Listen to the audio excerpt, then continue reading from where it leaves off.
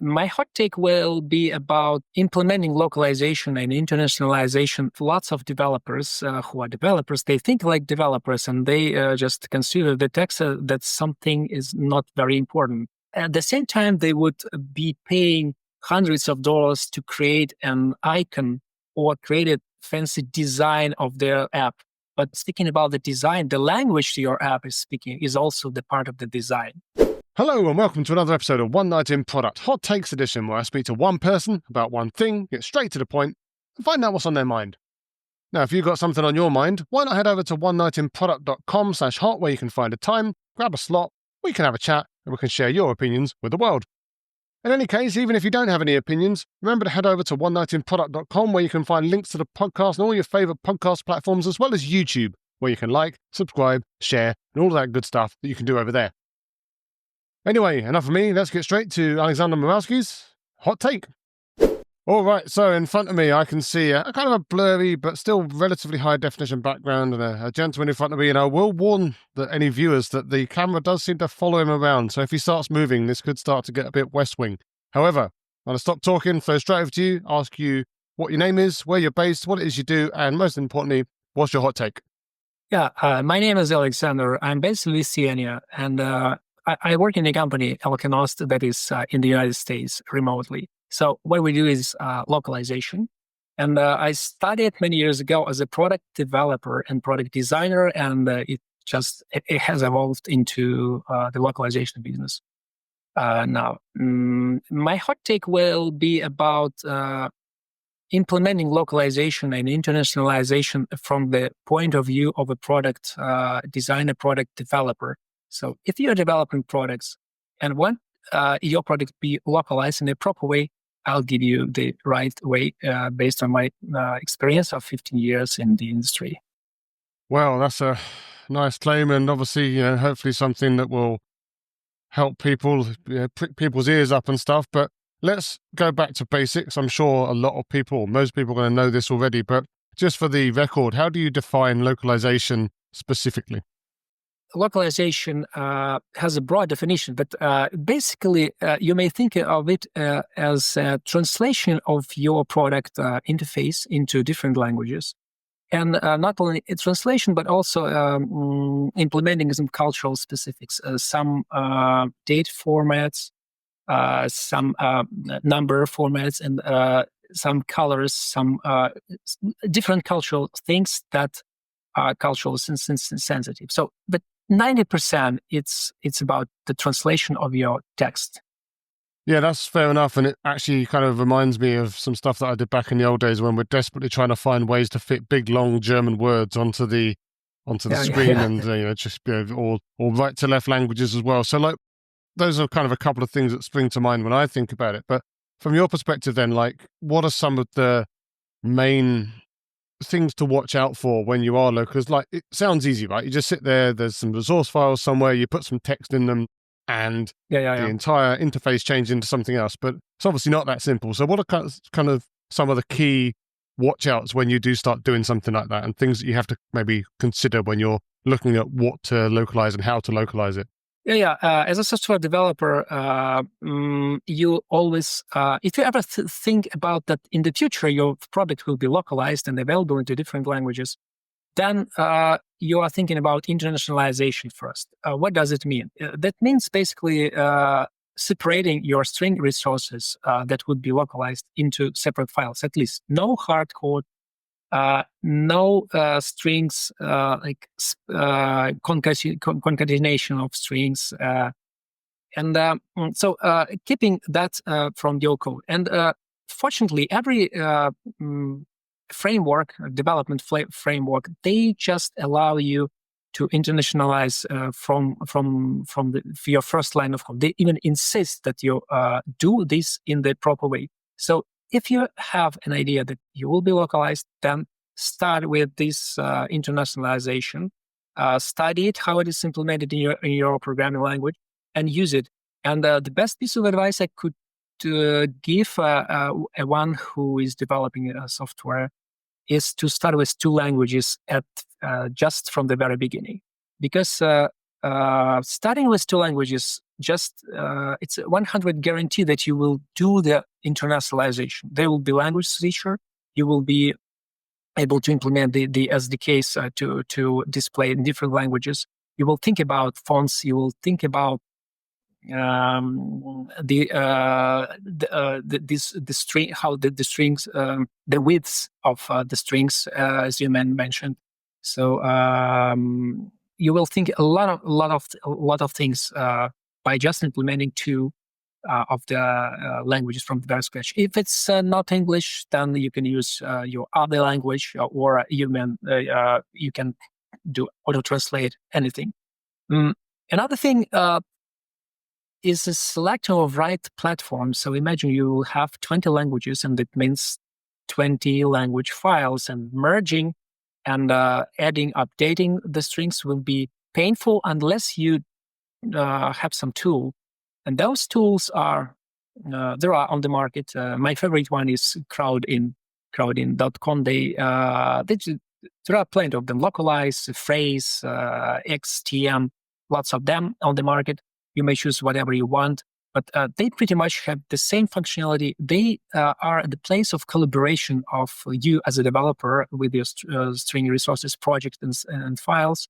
Your GitHub repository can be synced just two ways, so that the platform after the translation would just give you a pull request to your code base, and you're just all set with localization. And there's a collaboration between also the translators and the editors. They would come and translate and do the actual translation. That's very important.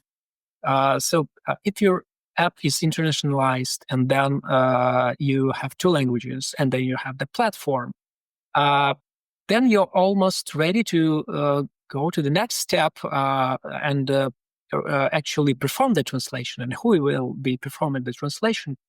Usually, this is someone tries to implement this with some freelance translators. That's okay.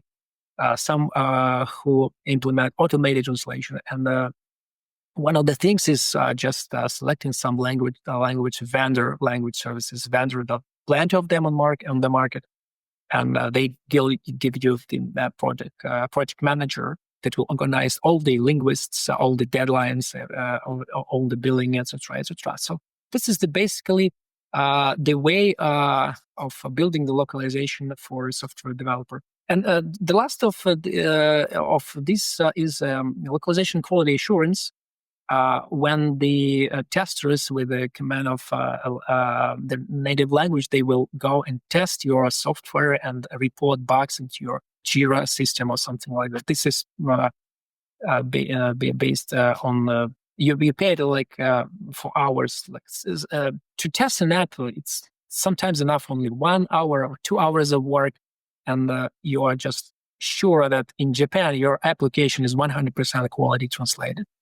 Yeah, so that's the process basically. But it feels like, and I'm going to go out on a limb here and say that not all products, maybe the product people that are looking after the products, necessarily pay a whole lot of attention even to the content in their own native language. So, for example, they'll just put any old nonsense up that looks vaguely like it might be right in that, even again in their own language, like for tooltips or help text, or even for menu items and stuff like that. And obviously every now and then the marketing team will come in, they'll want to actually make some good text in certain areas, or the design team or content design will come in and they'll try and have a go to make sure that the thing actually hangs together. I'm going to assume that there are, I mean, you touched on it yourself, like there's a bunch of people, maybe even the majority of people out there that might just sit there and just crank everything through Google Translate and paste it back in just because they just want to have an answer to the question, but if they're not going to do good quality assurance or kind of pay a lot of attention to for example, English, then they're never going to pay that to, I don't know, Arabic or French or like any of the other languages that they could do. And it's just seen as almost like a technical task. So how do you think we can kind of, I guess, persuade people that they should be putting high quality translations in versus just random text text to them looks random? Yeah, there are lots of developers who are developers. They think like developers, and they just consider the text that something is not very important. But at the same time, they would be paying hundreds of dollars to create an icon or create a fancy design of their app. But speaking about the design, the language your app is speaking is also the part of the design. It's often overlooked that everyone thinks about the design is about colors and how the buttons look. But actually, what text is written there is more UX, more UI design than that's you have in Figma. So for product people, I would there is even a role of a technical UX writer in big companies who would be paying much attention to how the software speaks to their users. And in quality software, if you're a powerful brand on the market, you cannot afford that your text on the screen are like fifth grade software developer with no native English, and they just create things. No.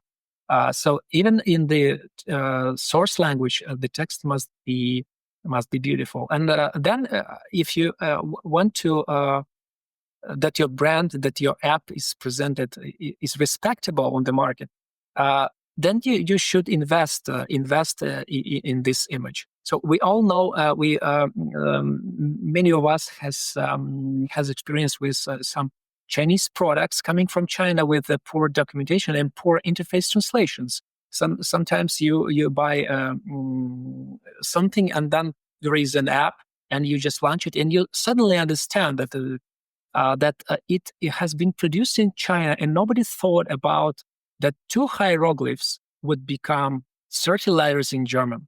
And the interface is completely like garbage. And this is because nobody thought. Everyone thinks that that's some translation that will just send it to Google Translate and just get something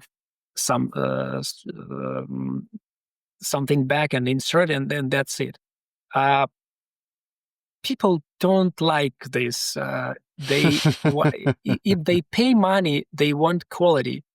We all are the same. If we pay money for something, if it's free, okay, I can forgive.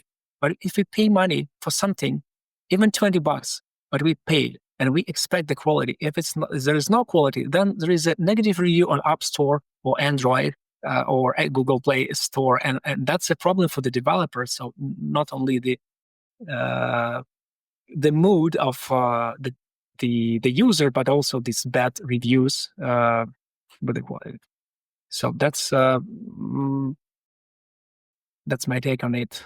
No, absolutely, and I completely agree. Like, I think I've worked on a bunch of internationalization projects in the past, and I can certainly think of some fairly disastrous things that went on that didn't look good on the companies that we're working for. But at the same time, I guess this stuff is hard, especially when you're working with languages that you don't know yourself necessarily. Like, again, maybe a British person like me can sit there and basically sort of understand if French or German looks like words that I recognize. I speak okay Spanish, so I could certainly check that, but I'd certainly struggle if it came to Japanese.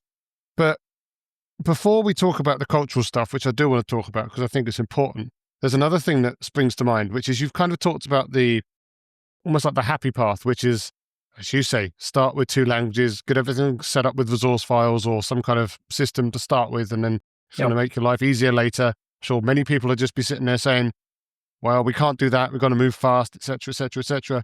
But another thing that happens, of course, is that these internationalization projects tend to come in maybe 3, 4, 5 years down the line when you've got enough traction in one country. People want you now to move into another country or another market. And now, rather than having set that up all yourself to start with, you've got to retrofit it all into a system that was all hard-coded, used loads of string concatenations that you talked about. And basically, it becomes like a 6-month project to somehow rip everything out and put the languages back in. Like, have you ever seen a way to do that easily versus just having to, roll your sleeves up and just get into the mud and start ripping stuff apart? Well, there is no easy way. Have plenty of such products, legacy systems that do not provide any internationalization. Feels like the majority, Technical, right? It feels like technically. it's probably the majority. Yes, this especially concerns the software that comes from the US. They start with the local market. They never want any localization at the very beginning, and then they realize that in Europe they must translate that into French for compliance reasons or for any other reason, and that could be a disaster. But there is no other way, no easy way, no easy way. Some software developers should sit and just take this task to make it internationalization, to make the internationalization. We have had one experience with a platform for e-learning courses. It's called Moodle. Moodle platform for used a lot in lots of universities, millions of courses, but it was not intended for localization at the very beginning. So what they have there inside is like just one field for the name of the course and with some tags. So this is one field. If you have 3 languages, then you have the field for the name of the course with 3 tags, and this is just it can be just be broken very easily, and then there are lots of efforts to do that manually. So sometimes it pays to it costs just to develop some connectors. So for Moodle, if you just write some script that would just extract that from Moodle and place to some platforms like Crowdin, and then you translate there, and then it just pushes it back so that the author the translation never sees the Moodle itself. This can be an approach. Also, there is the one more important thing is content prioritization. So it's not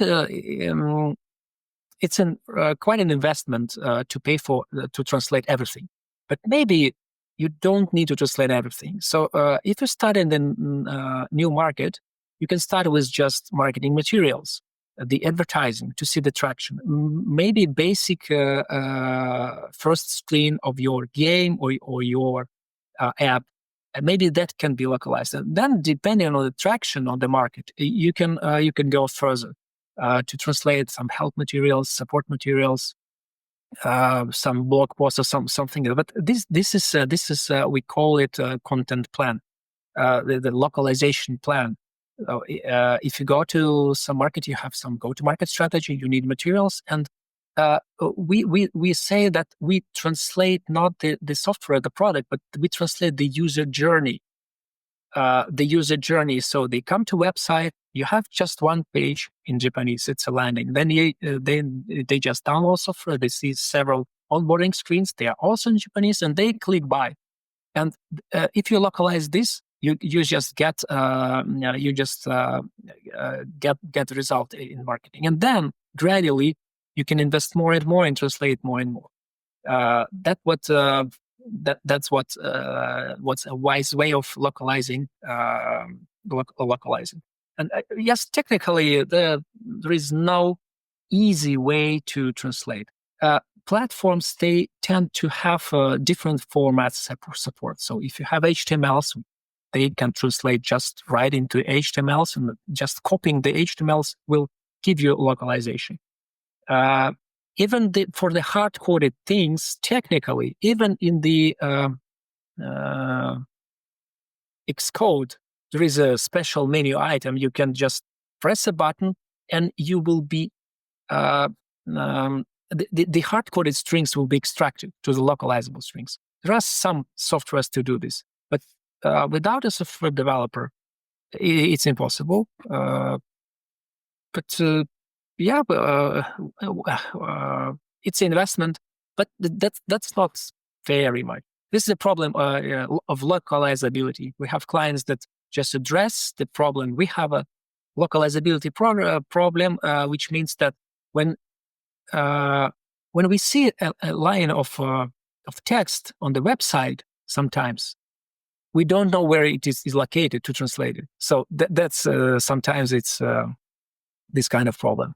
Well, exactly. Always the way. There's always a problem somewhere, right? Right. I know that we're pushing up on time, but I want you to give me 3 top cultural mistakes that you've seen people making when translating for a market that maybe, like Japanese would be or Japan would be a classic one because of the cultural differences, as you've probably seen in books like The Culture Map. But like 3 classic mistakes that people make when they're moving to a market and they just go for the translation approach. Yeah, easy. So for Japanese, sometimes in marketing, it's a tone of voice. So if you're, there are 3, basically, there are plenty, but there's 3 main tone of voice in Japan. And if you address not a teenage gamer, but some business person, the tone of voice must be very polite. And sometimes not specifying the tone of voice for translator would result just that all your text are just in their own tone of voice. And this is very culturally sensitive. Another one is we had experience of translating some very niche dating applications towards intended to very niche segments of users, and being translated to Arabic became impossible because Arabic translators they just said, well, maybe there are users in Arabic languages of this kind, but we are not allowed by our religion to translate such things. So, and that caused a cultural tension with the translators. And then, but there are lots of translators, and some of them living in Germany. They agree to translate. So it's a negotiable, but there can be such cultural things again with.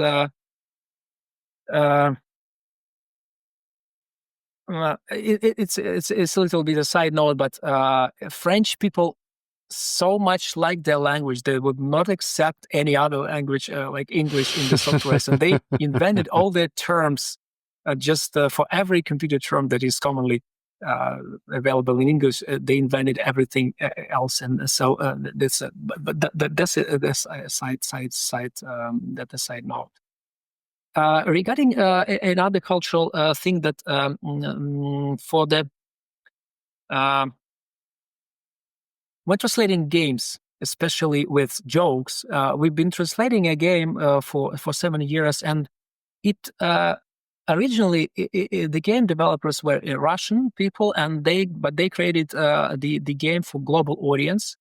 And they had a kind of American style of English in the game, but they had some jokes about Queen of UK, the Queen. And those jokes might be appropriate for the audience of the United States or everyone in the world. They're not taken seriously. But when we came this to for proofreading to a UK person, they would just say that, that jokes about the Queen are quite just maybe it should be jokes about someone else, but not the Queen. So this is kind of things that may happen. Also, there's some colors, white or green colors in different countries, they mean different things. And also the characters, what for Asian anime style is okay for European, it becomes very, very niche. So if you have for example, pregnancy tracking app, and you localize it, and originally it's English, and then you have some images there, and you localize it into Japanese, the images must be absolutely different style, more like cute, because that's a cultural that's a cultural thing. So for every project, if it's professional localization, there is a style guide. It's thoroughly developed style guide for every language with all those nuances. And sometimes the clients would come and ask for cultural analysis of the name of the product. They come for it because many there are lots of names that are not usable in some countries because they are sounding weird. So this. So it sounds like the most important thing is just to, you've kind of touched on it a few times, actually get people that have cultural knowledge of that culture rather than just relevance.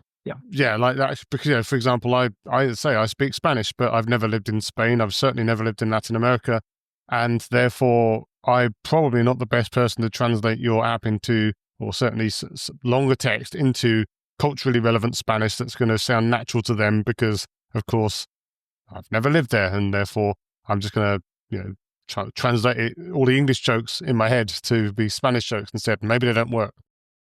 Well, it feels like there's a lot we could talk about here in a number of different languages, but at the same time, I've got to let you go and run your business. If people do want to come and talk to you after this and maybe find out more about your work or find out more about internationalization or translation, where can they come and find you?